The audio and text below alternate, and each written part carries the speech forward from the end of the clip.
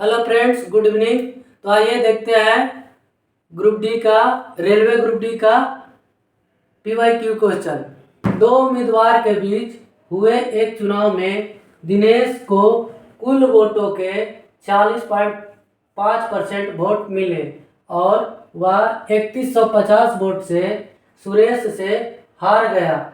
यदि डाले गए सभी वोट वैध थे तो सुरेश कितने वोट मिले? सुरेश को कितने वोट मिले?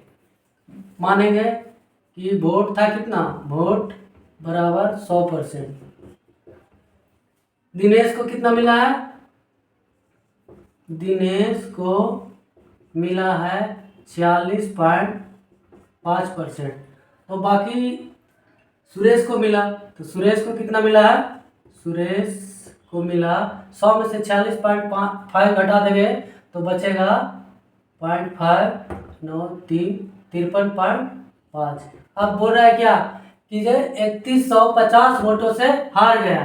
कौन? दिनेश, सुरेश से। लेकिन यहाँ कितना से हारा है? यहाँ दोनों का अंतर है कितना? अंतर ये दोनों के घटाएंगे तो 5 में से 5 गया 0 और 13 में से 6 जाएगा तो 7, यानी यहाँ अंतर है 7%। और वोट का अंतर कितना है? 3150 वोट।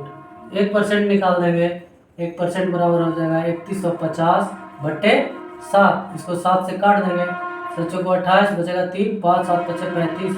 1% आ गया 450। पूछ किस कर रहा है? तो सुरेश को कितने वोट मिले? तो सुरेश को कितना मिला है? 53.5। तो 53.5% बराबर 450 गुने 53.5 करके आएगा कितना? 24,075 आंसर। 21,800 रुपये का कुल लाभ ए, बी और सी के बीच इस प्रकार वितरित किया जाना है कि A/B बराबर 4:15 और B/C बराबर 9:3 हो, तो B का हिस्सा कितना है? तो दिया गया है क्या? A/B बराबर 4:15 और B/C बराबर 9:3 दिया गया है। A/B बराबर 4:15, B/C बराबर 9:3। दोनों में B है तो B को बराबर कर लेंगे। तो यहाँ है 15 तो 3 से गुना करेंगे तो 45। यहाँ है 9, 5 से गुना करेंगे 45। गुना करेंगे 3 से तो 4 × 12 और 15 × 45। इधर है 9 × 5 = 45 और 5 × 15। अब निकालेंगे A/B/C। तो ये कितना है? 12। B कितना हो गया? दोनों में 45 और C हो गया 15। पूछ क्या रहा है? B का हिस्सा। तो B का हिस्सा बराबर कितना पैसा था? 21,800। निकालना किसका है? B का हिस्सा। B का है कितना? 45 और बटे टोटल को जोड़ के भाग देंगे तो 45 15 हो गया 60, 60 और 12 72। 9 से काटेंगे 9 × 5 = 45, 9 × 8 = 72।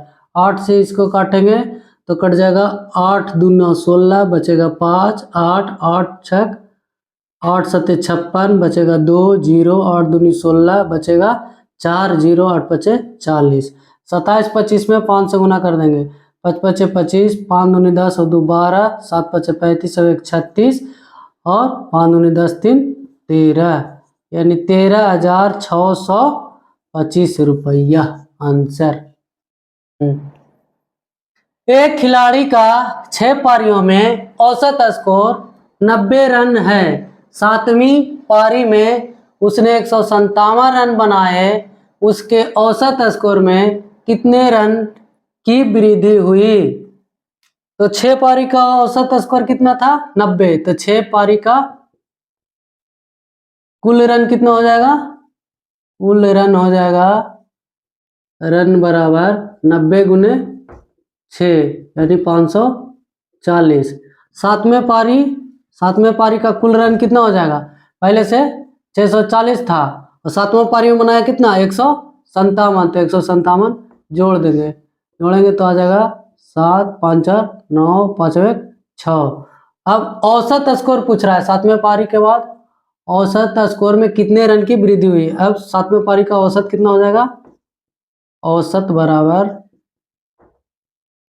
697 बटे, अब मैच हो गया 7 तो 7 से भाग दे देंगे, 7 63 बचेगा 6, 7 63 बचेगा 6.096, 8 सते 56 बचेगा 4, 7 बचे 35, यानी लगभग इतना आएगा 99.85। पूछ रहा वृद्धि कितना हुआ, तो पहले से था 90, पहले से था 90, अब कितना हो गया 99.85, तो वृद्धि बराबर 99.85 माइनस 90 और 9.85% ने आंसर। चक्रवृद्धि ब्याज की दर से 2 वर्षों में प्राप्त राशि क्या होगी, जबकि ब्याज वार्षिक रूप से संयोजित है। यानी P दिया गया है 7500 और R है 6% और समय दिया गया है 2 वर्ष, तो मिश्र धन बराबर डायरेक्ट होता है,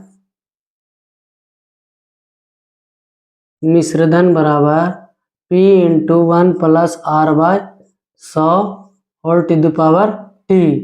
P है 7500 × 1 + 6/100 होल टू द पावर 2, 7500 गुने, इसको एलसीएम निकाल के करेंगे तो आएगा 106/100 गुने 106/100, इसको काट देंगे 2 0 से 2 0, 25 × 75 और 25 × 4 100, 2 दूना 4, 2 तिया 53 दूनी 153 दूनी 106, फिर 2 से काटेंगे 53, यानी 3 गुने 53 में 53 से गुना करेंगे तो आएगा 2809, इसको गुना करेंगे तो 9 तिया 27 और 28 तिया 84। ये हो गया सूत्र मेथड। और दूसरा मेथड होगा, ये पहला मेथड, दूसरा मेथड है 6% दिया गया है, 6% बराबर हम लिख सकते हैं 6/100, 3 दूना 6, 50 दूना 100, यानी कि पहले वर्ष में 50 से कितना हो जाएगा, 50 और 3 53, दूसरे वर्ष में भी 50 से 53, दोनों को गुना करेंगे 50 में 50 से गुना करेंगे तो 2500 और 53 में 53 से गुना करेंगे तो आएगा 2809। देखो इधर 2500 बराबर कितना दिया गया है 7500, यानी 3 गुना है, तो इसमें भी 3 से गुना कर देंगे, यानी आ जाएगा 27 84 27, आंसर इतना रुपया। नेक्स्ट क्वेश्चन, एक त्रिभुज की भुजाएं 35 सेंटीमीटर, 44 सेंटीमीटर और 75 सेंटीमीटर है। 44 सेंटीमीटर लंबाई वाली भुजा के संगत इसके शीर्ष लंब की लंबाई कितनी है। पहले त्रिभुज पार लेंगे,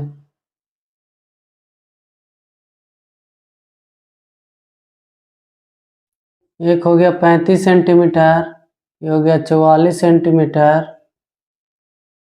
और एक 75 सेंटीमीटर। क्या कर रहा है कि 44 सेंटीमीटर लंबाई वाली भुजा के संगत, यानी कि इसके संगत शीर्ष लंब की लंबाई, यानी ये हो गया शीर्ष लंब, इसका लंबाई पूछ रहा है।